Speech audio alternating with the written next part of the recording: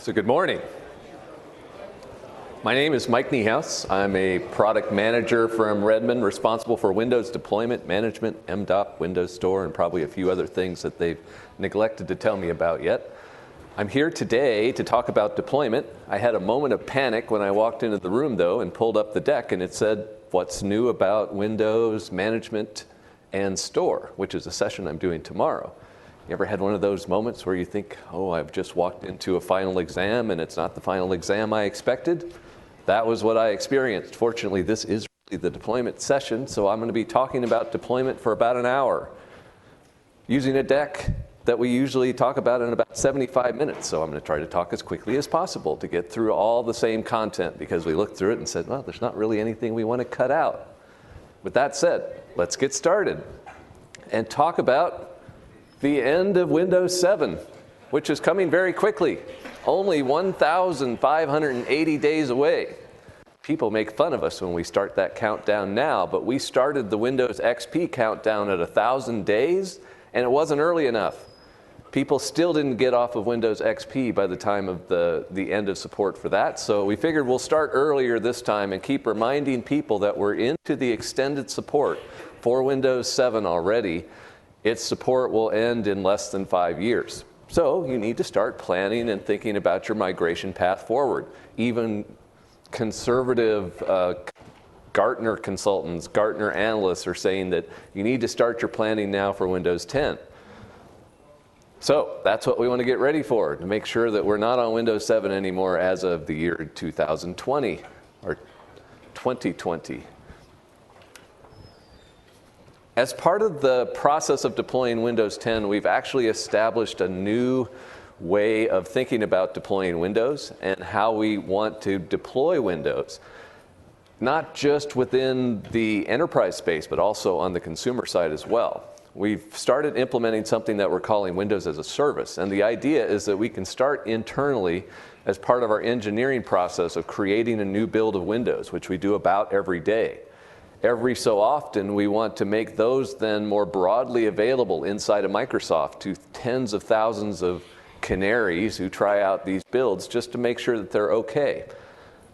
It used to be that we would go through this cycle internally for months or years before we would ever release a preview build externally, but now we're releasing these very frequently. We want to make the insider preview builds available weekly almost. That's kind of the goal, is to get these builds out very frequently. And you saw that all through the Windows 10 development cycle. We released Windows 10 at the end of July, and less than a month later, we started releasing new preview builds again. So we're getting into this rhythm of doing this repetitively as we go through the development cycle, and as we try to get to a point where we can release new features for Windows 2 to 3 times a year. So we go through the insider preview. We have a slow and a fast, so depending on how frequently you want to be able to get these builds, you can sign up for either. Fast, again, is about once a week. Slow, maybe once a month, is the rhythm that we're trying to get to. When we're finally ready to release, like we did at the end of July, we would release this to current branch, basically saying that this is ready for the general population, and we would start pushing that out via Windows Update. We would make media available to enterprises, and you would start the deployment process. Now, for most organizations, that's not necessarily the point that you would want to start. You may want to start your planning and piloting and other processes at that point, but later on you want to be able to do a broader scale deployment after the new functionality has been proven in the market. So the idea there is that we can leverage Current Branch for Business as a mechanism to basically put in a built-in 4-month delay. That after 4 months of time in the current branch, we would declare that this new set of functionality is ready for businesses as part of the Current Branch for Business. As part of your deployment, we would expect you to do more of your own rings inside of your organization, where you can do a staged deployment of yourself. Maybe initially to some early adopters, then to larger percentages of the population before you do the broad deployment. So we want to get you into this rhythm as well of being able to deploy new functionality and new releases of Windows 2 to 3 times a year. So we had to talk a little bit about what to deploy then, because you have choices like you didn't have before. You can deploy almost any of these broadly. Now, you can't do the ongoing engineering builds, and you probably don't want to do broad deployments of the Insider Preview builds, but you may want to leverage the rest. For the Insider Preview builds, those are good to validate the new functionality, to provide feedback to Microsoft, and to test your own apps to make sure they're still compatible with the new release that's coming out. Current Branch then can be used for piloting, evaluation, and more broad usage, probably outside of the IT department. Current Branch for Business then begins the broad deployment. We do know, though, that there are some systems out there that are they're mission critical. They're specialized systems. They shouldn't be getting new functionality. They shouldn't be touched except to provide critical security updates. So we do have this long-term servicing branch option for those, where we'll provide a version of Windows that gets only security fixes for a period of 10 years. So how do you figure out what to deploy inside of your organization? We want you to think about it as all of the above. So putting a certain percentage of machines into each of these buckets. For the preview builds, lab machines, your own test machines are very good candidates for those. Current Branch, early adopters, pilot devices, maybe the entire IT organization can run these. Current Branch for Business, that's the general population, maybe 80% of the machines in an organization. And then LTSB, Long-Term Servicing Branch, for those specialized systems. The percentage of machines in each of these buckets is going to vary by organization type.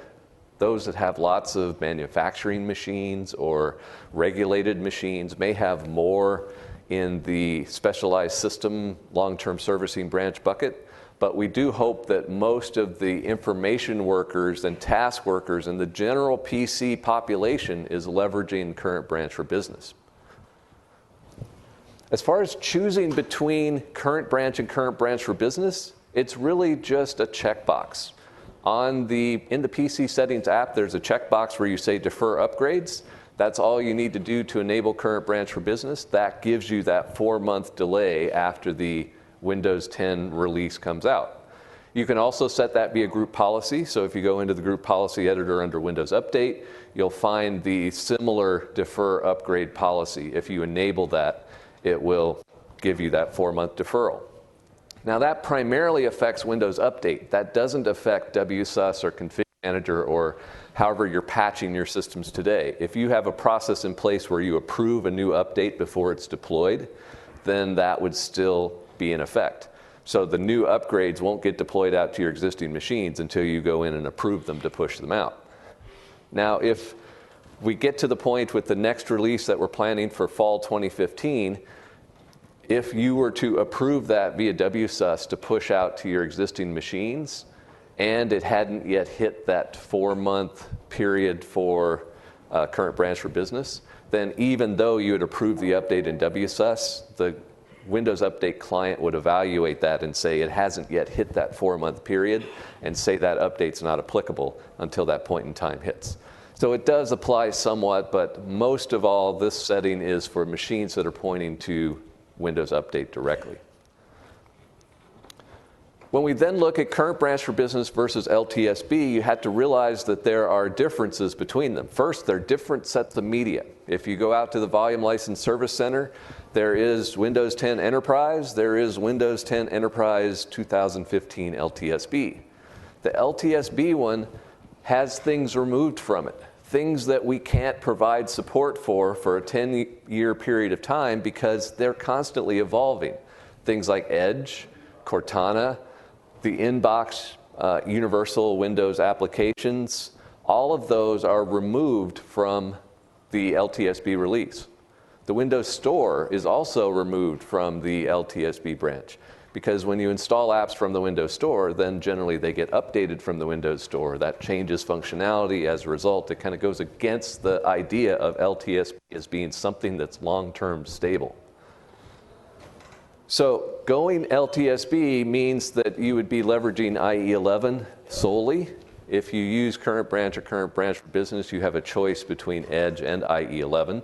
Most organizations would use the two of them together, using Edge for modern internet-facing websites that use the latest HTML5 standards, and then using the enterprise mode functionality that there are other sessions on here this week, you can redirect pages that should be loaded in IE11 for compatibility reasons. So the idea is to make that as seamless as possible for the end user to use both browsers at the same time.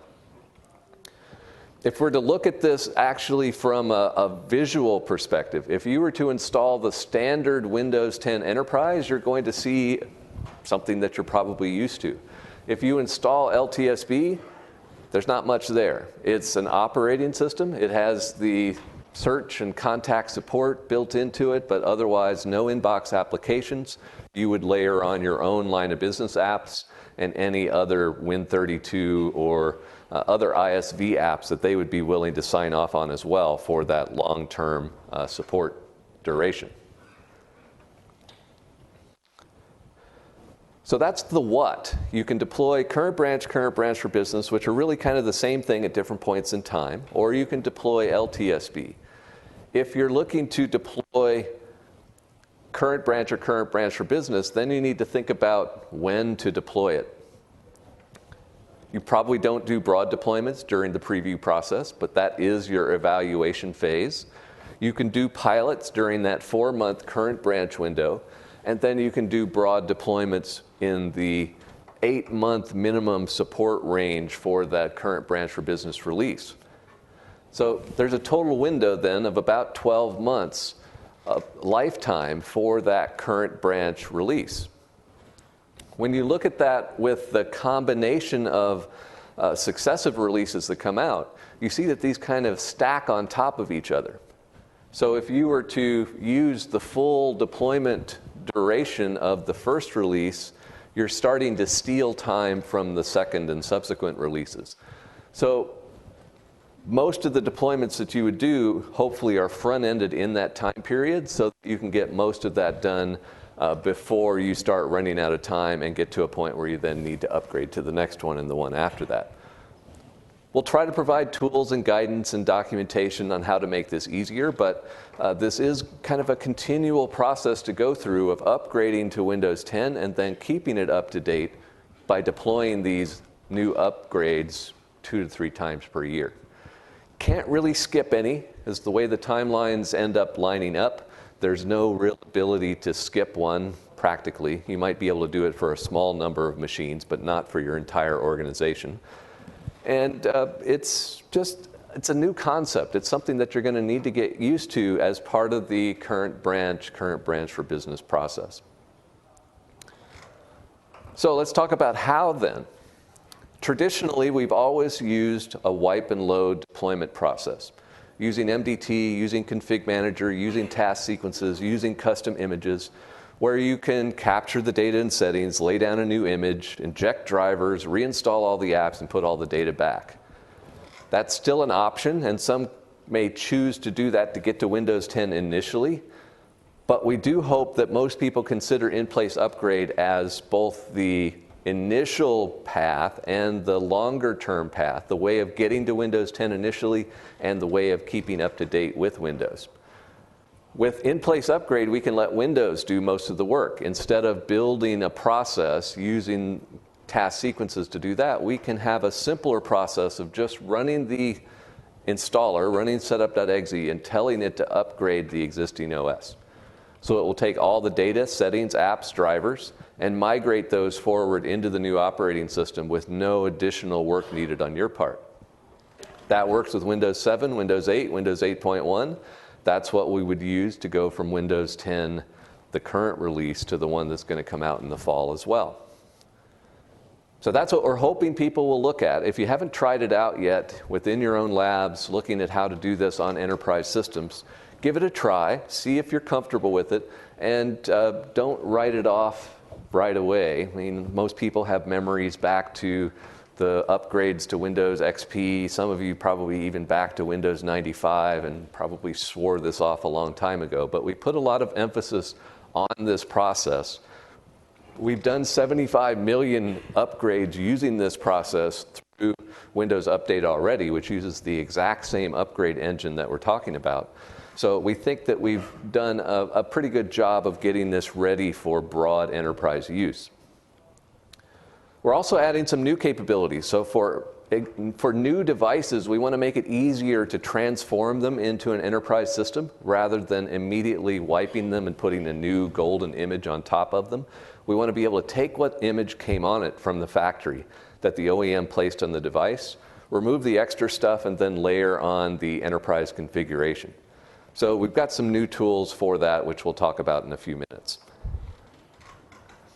So in-place upgrade is the preferred option. It is supported on every significant OS that we're worried about right now. Hopefully none of you are still running Vista or anything older than that. But it is supported. Consumers use Windows Update. Enterprises probably don't want to be pulling down these 3 gig upgrades from Windows Update on tens of thousands of machines. So you want more control. So we will build in support in Config Manager and MDT to help with that process. We can use task sequences to drive that using the standard Windows 10 image, no custom images allowed or used in this case, to then upgrade the OS. It preserves everything. And if anything goes wrong, it will roll back to the old operating system with nothing lost. Even after the upgrade is completed, for a period of 30 days, you can roll back to the previous operating system and it will be just as you left it. We maintain the old OS in Windows.old. If anything goes wrong during the whole process, we know that we can get back to that old OS. That actually makes this process easier overall than the traditional wipe and load. Imagine where you have used MDT to deploy a new image to a machine, and somewhere in Windows PE, as it's laying down a new operating system, the network goes out. That would pretty much turn that machine into a brick if you were using a traditional deployment process. You would have to manually recover that machine by putting an OS back on it and making sure the data got put back into the right place. In the case of in-place upgrade, it would roll back to the previous OS and nothing would be lost. You would just try again later. So overall, the impact is that it's a lot less trying on the desk side support and the help desk people who need to keep this process running because it can recover so well from failures that happen. We do a lot of testing just to simulate different failures, disconnecting from networks, pulling the power cord, causing random blue screens throughout the process just to make sure that the OS can recover and take you back to your old operating system, where you can then investigate what happened and try again later. We had a lot of people who did this to get from Windows 8 to Windows 8.1. Well, I say a lot, but there weren't that many on Windows 8 or Windows 8.1. Those that deployed Windows 8 did use this to get to 8.1. So we had some experience there doing this in an enterprise space. But we also worked with a few customers who wanted to do this to go from Windows 7 to Windows 8.1, just to figure out what we were missing from the tools. We took the feedback that we had gathered through that process, integrated that into the Windows 10 tools, adding additional command line switches, different ways of handling drivers, more logging options. So we've taken the feedback from that and integrated it into Windows 10. We also identified that there's still some challenges with third-party disk encryption tools because the upgrade process needs to access the OS from within Windows PE. It puts its own temporary Windows PE image on the drive and then uses that to lay the new image down. These third-party disk encryption tools can get in the way of that. So we have been working with the ISVs to get them to provide instructions on how to fix that, how to insert their software into the upgrade process. We've seen a couple of them publish that information already, but it will take some time for all of them to release this type of guidance. So if you haven't seen that yet for any of the third-party disk encryption tools that you're using, talk to your ISV, see what they're working on there.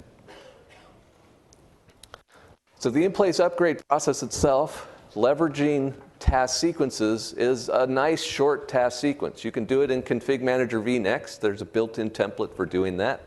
You can do that in MDT 2013 Update 1. They're much shorter than a task sequence than you would have seen in the past. For Config Manager 2012 R2, There's a sample that they've published on the Config Manager blog, so you can use that with existing Config Manager releases as well. They just have a prettier, simpler version included in the vNext release that'll be out this fall. There are some scenarios where you can't do an in-place upgrade. You can't use it to change from x86 to x64.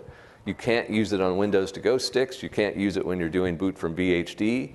It's unable to change from legacy BIOS to UEFI. So if your goal is to change from, say, a Windows 7 legacy BIOS installation to a Windows 10 UEFI installation because you want to take advantage of Windows 10 security features, well, in that case, you're going to need to do a more involved process of reconfiguring the disk, reconfiguring the BIOS, and then laying down a new OS. It's possible if you're doing this with dual boot systems or multi-boot systems, but odds are it will potentially orphan some of those boot entries for the other operating systems. So at least test it out if you've got any more complicated dual boot setups. You can't use an upgrade on your own master image. We've seen customers who are tempted to do this. They want to take their golden Windows 7 image, upgrade it to Windows 10, sysprep it and recapture it, and then deploy that, rather than rebuilding the image from scratch using the Windows 10 media. That's not supported because you can't run sysprep on an upgraded OS. It will detect that this has been upgraded and it will fail, telling you, nope, it's not a supported operation. When we talk about support for Windows 10, we've added support in Config Manager 2012 and 2012 R2 with the latest service packs that were released. Config Manager vNext, when it's released in the fall, will obviously support Windows 10 with some additional functionality. MDT 2013 Update 1 supports Windows 10 deployment. And soon, Config Manager 2007 will release a hotfix that adds support for Windows 10 management. It won't support Windows 10 deployment, but it will at least support managing Windows 10 clients.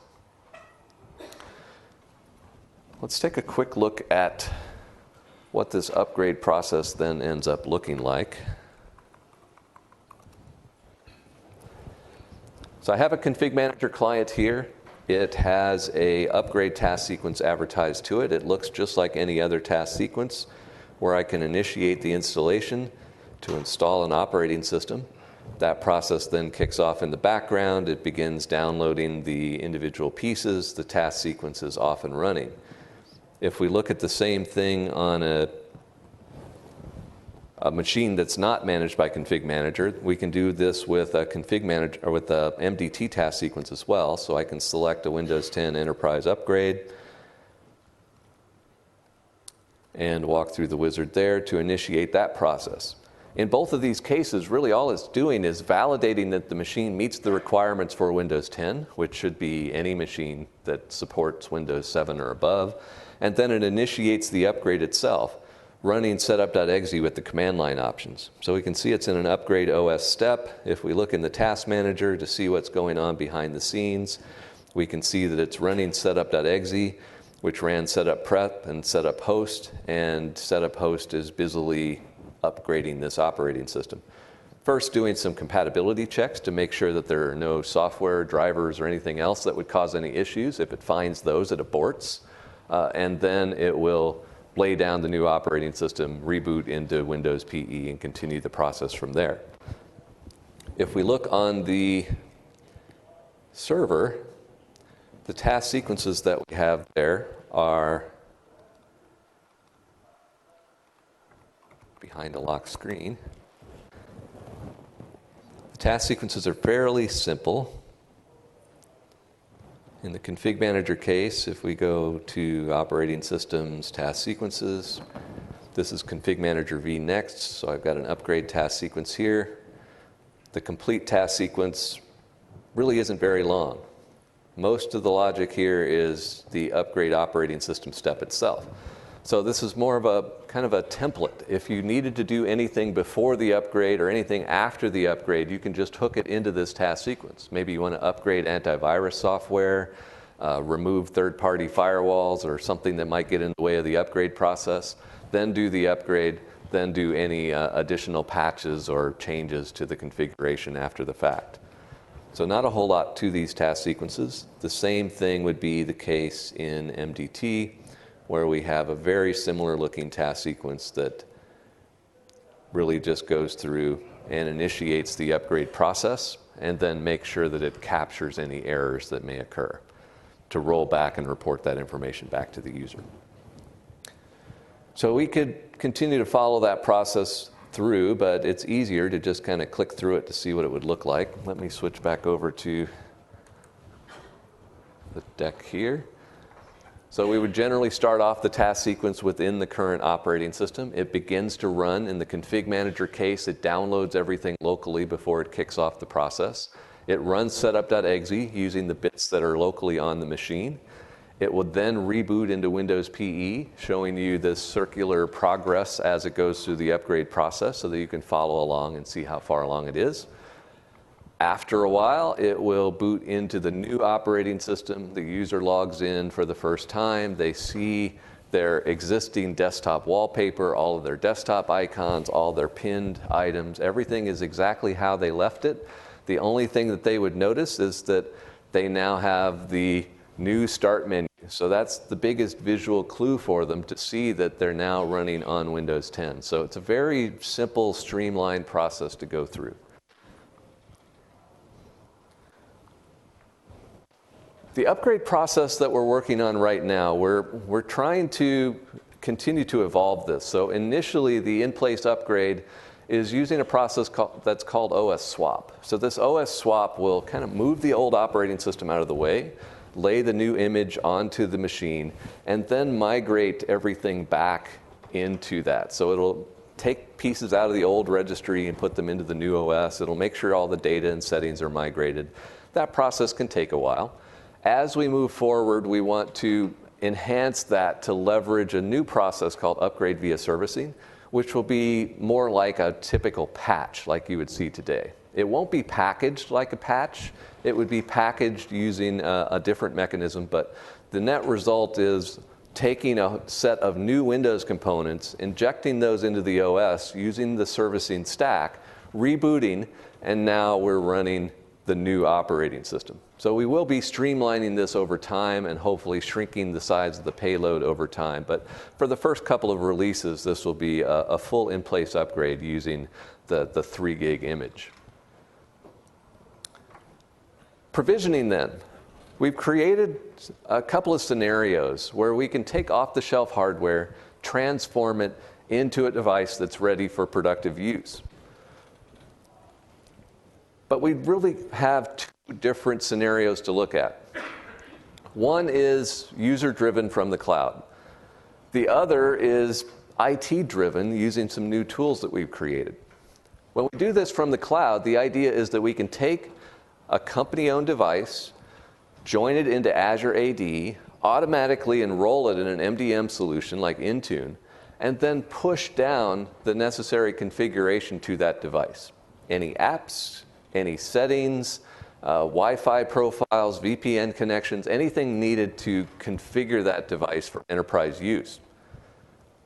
There's no IT involvement at all. The user just needs to say, here's my work account, here's my password, and it will take care of the rest. For organizations that aren't using MDM, well, we can do an IT-driven process as well. We've created some new tools, one of which is the Windows Imaging and Configuration Designer, which allows us to to build a self-contained provisioning package that contains the same stuff that an MDM service could have pushed down to the device. We put this package together. We then had to get it to the machine in some way. And once that package has been applied to the machine, it uses the same MDM capabilities, the same stack to make the necessary configuration changes. So anything that you could do via MDM, those are the types of things that are exposed via these provisioning packages.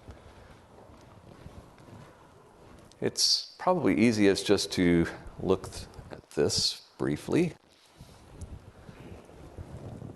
Switch back over to my machine here. I need to free up a little bit of memory, so let me save these for the moment. And And start up a couple others.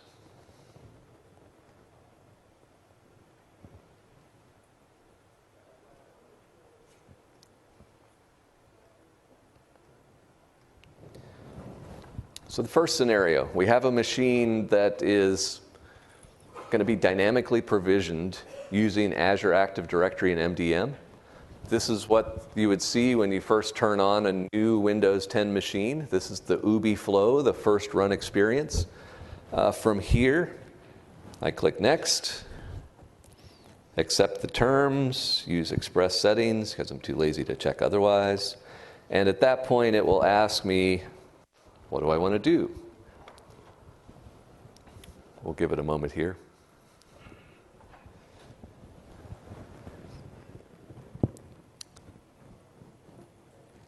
Actually, it may have issues doing this.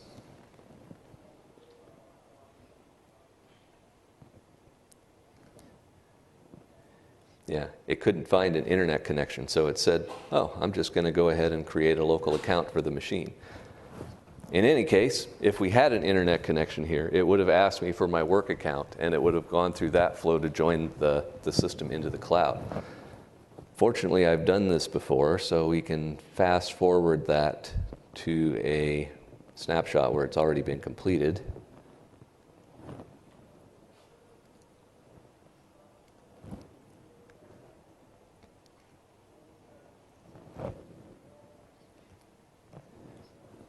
And I can see that I'm logged on with my Azure Active Directory account. My machine is enrolled in management, so it has applications that have been pushed down to it.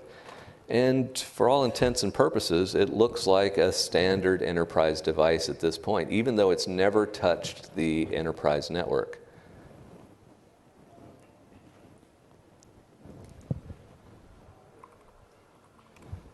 So if I look in at the machine and ask it, who am I? It says, I am a domain account, even though this is just joined through Azure Active Directory. So there's enough integration between Azure Active Directory and your on-premises Active Directory for it to recognize the association between the two. So even though this is a machine joined directly into the cloud, it has full access to enterprise resources, servers, file shares, websites, anything that's using standard AD-based authorization, or anything that's using Azure AD-based authentication.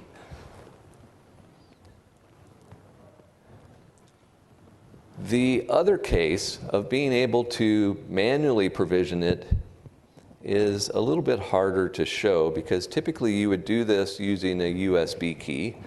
And using virtual machines, I don't happen to have a simple mechanism for attaching a USB key to this, but I can use a virtual floppy disk and put the provisioning package on that. When's the last time you used a floppy disk of any kind? And in this case, I can put the floppy disk into the machine and hit a special keystroke combination to cause it to prompt for a provisioning package during the UBI process. So if I hit the Windows key 5 times, it will pop up a dialog saying, would you like to set up your device to access your organization's resources? I can then say, yes, sure, I'd like to set this up. And it will browse to the removable media that I have available. It's the only removable media, so that's the only choice. And then I can see the provisioning package that I have on that particular floppy drive and apply it just by selecting it and then clicking Next. So it will apply all the different settings that are in that provisioning package, which can change the SKU of Windows, can enroll the device in a management solution, install applications, create Wi-Fi profiles, all the standard MDM style settings that can be applied to the machine. So I can say, yes, go ahead and apply that, and after a period of time, it will configure the machine, reboot if necessary, and continue the process after that. So from that point on, it's just like a traditional machine setup. You've just applied a provisioning package that does some extra stuff to it.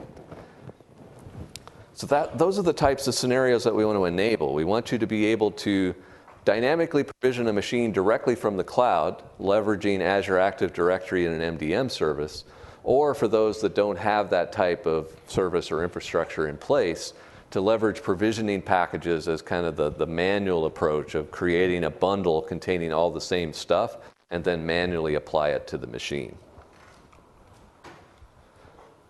The process for creating a provisioning package using the Windows Imaging and Configuration Designer tool is relatively straightforward. We create a new provisioning package, we give it a name. We can then specify if we want this to apply to just desktop systems, just phone systems, or both. This user experience has changed a few times over the past months. If we had another provisioning package, we could import that as a baseline, and then we can configure different stuff. In this case, we can put in a product key to upgrade the operating system. Let's say you go out to the store, you buy a machine. It's not going to come with Windows 10 Enterprise on it. It's going to come with Windows 10 Pro.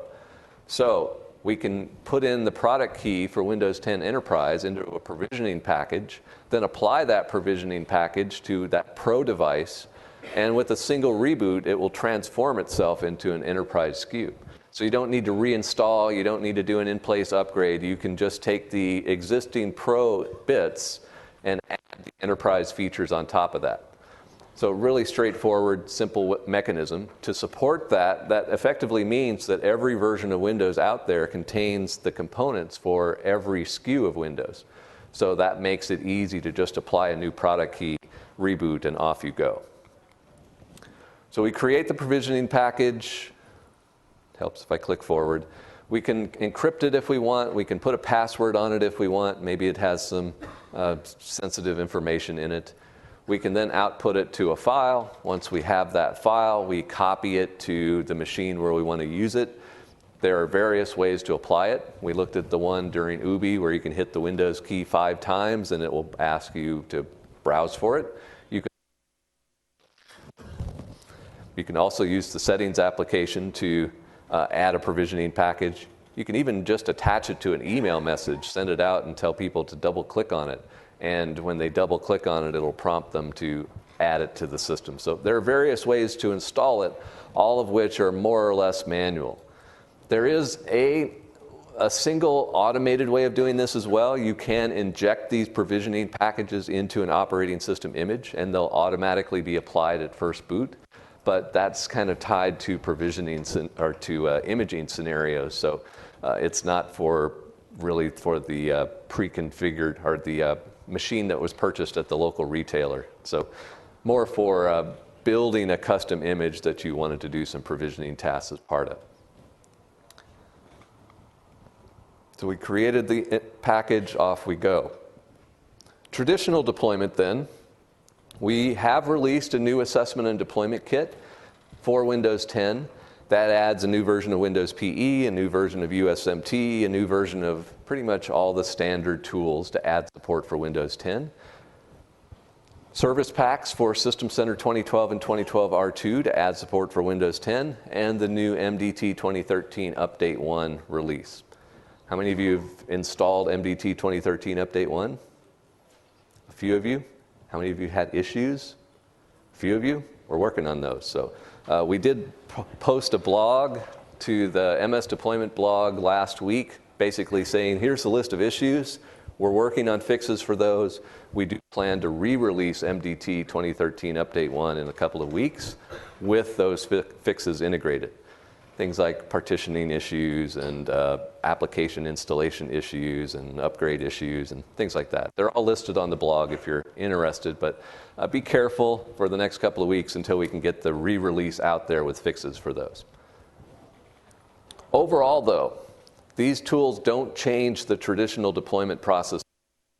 Look at a task sequence created to deploy Windows 7 or Windows 8.1 and compare it against one to deploy Windows 10, you wouldn't see any differences at all. They're going to be exactly the same. So for most of you, doing a Windows 10 deployment is really just dropping in the Windows 10 image and off you go.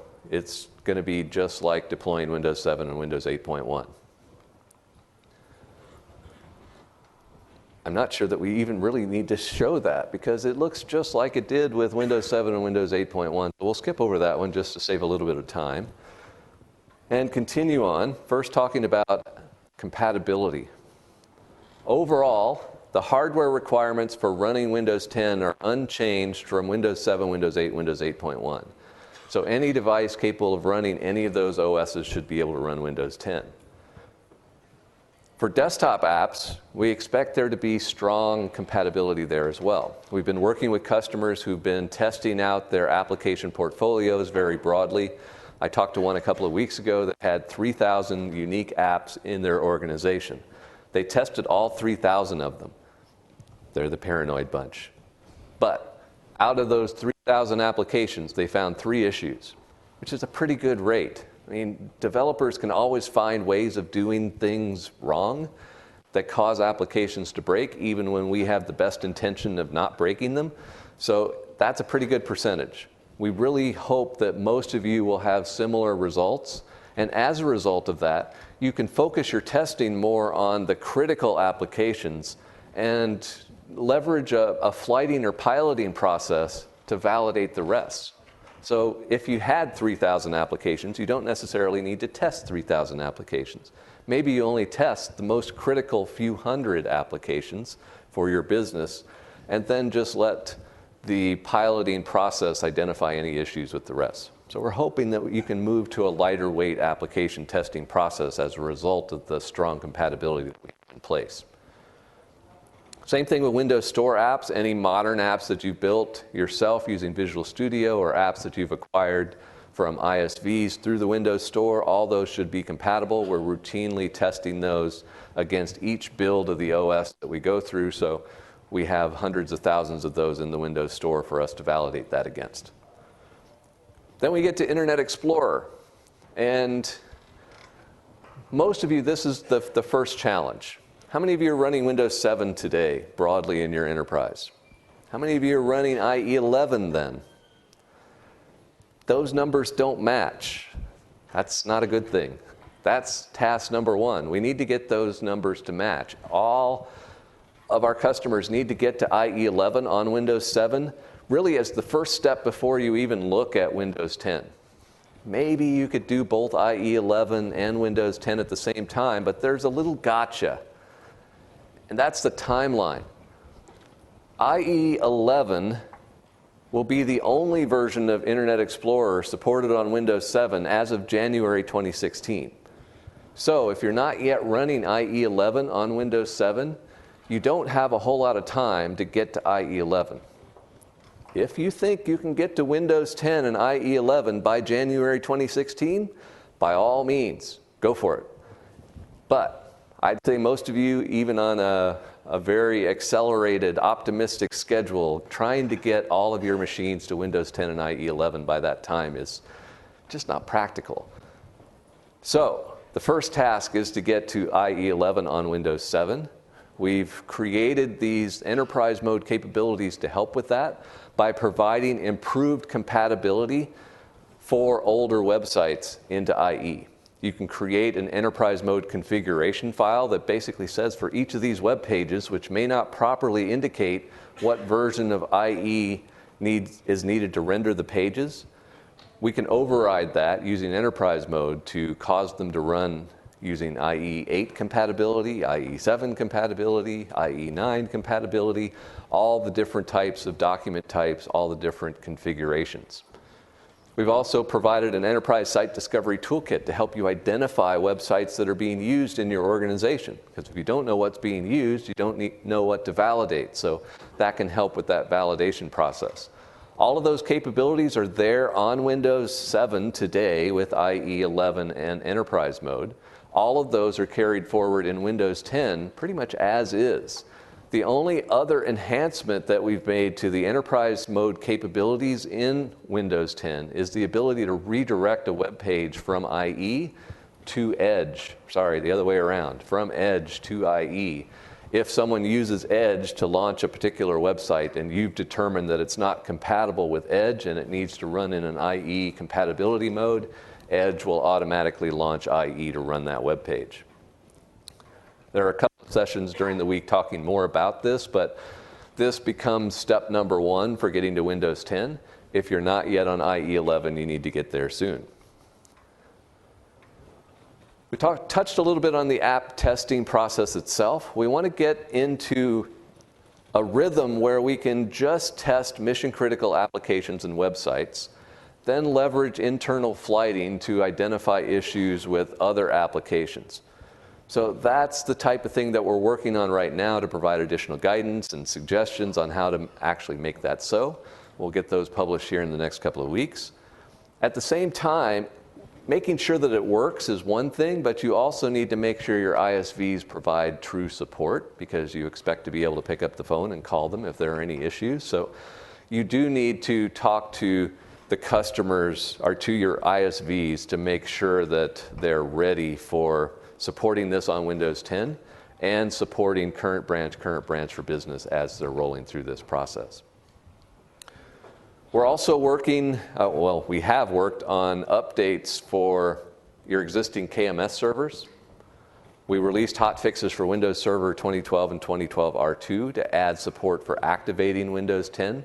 You will need to apply a hotfix, then add a new KMS key. There are new MAC keys for Windows 10 as well.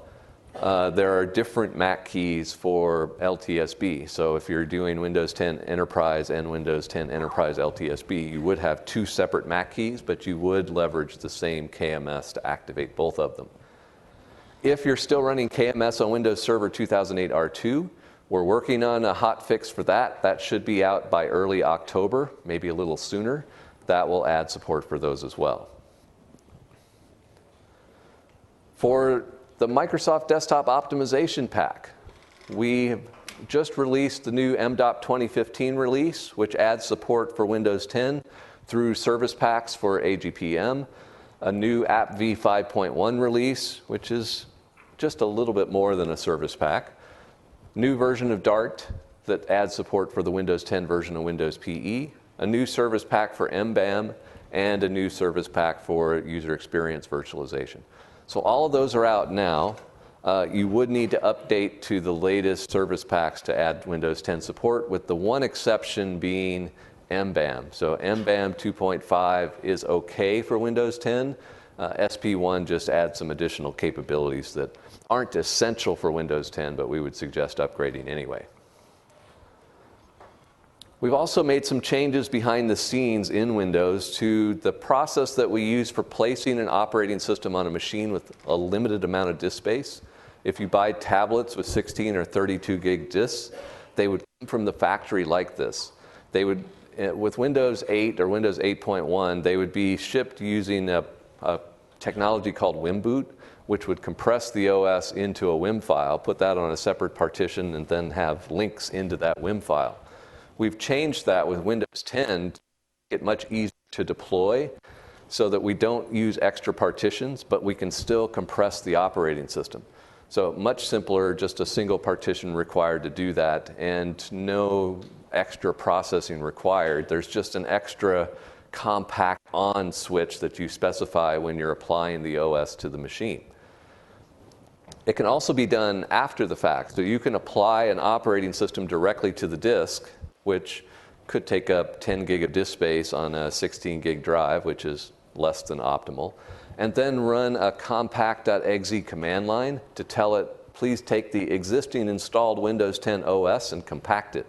So on the fly, it will do that process, which will free up an additional 2 or 3 gig of free disk space just by compressing the OS and kind of hiding the files inside of a WIM file that's in an NTFS alternate data stream. So if you're buying these small devices and you want to deploy an OS to them yourself, much easier to do. Just keep in mind that this is a different process to go through than what was in Windows 8.1. We've also made changes to the reset process so that it doesn't use a recovery partition anymore. It will actually rebuild the operating system from the Windows side-by-side directory structure. That directory structure is a set of all the components that make up the operating system. So it uses those to reconstruct the OS in place. That means that if you do a reset, not only did you not have the extra disk space from a recovery partition, you also get the latest patched versions of those components. So you reset to a fully patched operating system. Not quite fully patched, though. We wanted to make sure that if you were resetting because of an issue caused by an update or driver that you had installed recently, that we didn't turn around and install that update or driver. So any driver or updates that were applied in the last 30 days we'll ignore, and we'll take the older versions of those components. But for everything else, we'll keep the latest versions as part of that reset process. The interesting part about that is if you have an OEM system, they ship that system with drivers and apps and other things pre-installed on that machine. If you were to do a reset, which reconstructs the OS from the side-by-side store, none of that extra stuff is part of that side-by-side store. So that needs to be put back to make sure that the drivers and apps needed for that hardware to actually function are there.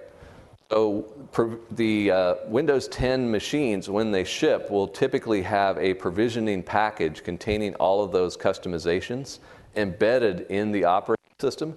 And as part of the reset, it will reconstruct the OS, then reapply that provisioning package so that you get everything back. If you look through the USMT documentation, it actually has some new command line switches on scan state, /apps/drivers, which enable it to create a provisioning package captured from a pre-configured system that has all that stuff on it that can then be reapplied to another machine. So that's the mechanism that's being used to make this reset process work.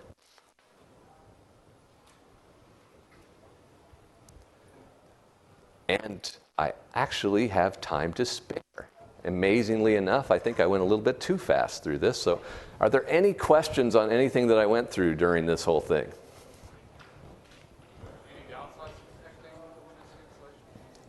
Any downsides to compacting the Windows 10 installation? Not really any major downsides. It is going to have to decompress the files on the fly as they're being used by the operating system, which is going to take a little bit of CPU and a little bit of memory. But generally, machines today have CPU in excess, so that's not a big impact.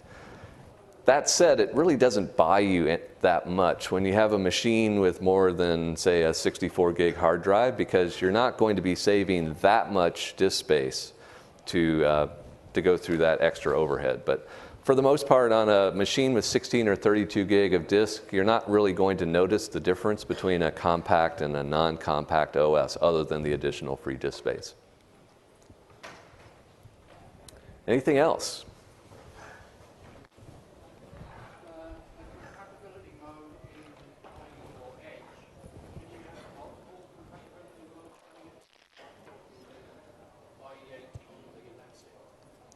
Yeah, so the question was about compatibility modes in IE and Edge. Well, first of all, Edge itself doesn't contain any compatibility modes at all. Edge itself is just native HTML5 with all that other baggage kind of left behind.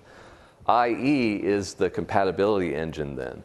It has the ability to run in all of those different document types and browser modes. And yes, that can be using multiple at once. I mean, each page can run using a particular compatibility mode, but you can define at the site level or at the page level what's the compatibility mode or document type that should be leveraged for that site. Anything else?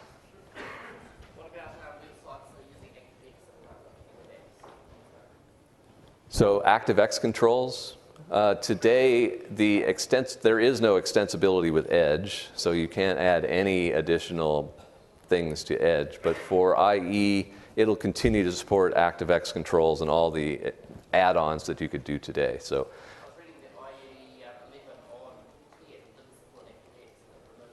It does support ActiveX, so yeah, you would have to use IE. We still have some sites internally at Microsoft that leverage ActiveX controls, and they will just automatically pop open a IE window. You'll do your work there and then close the window and move on. So yeah, no issues with ActiveX on IE 11.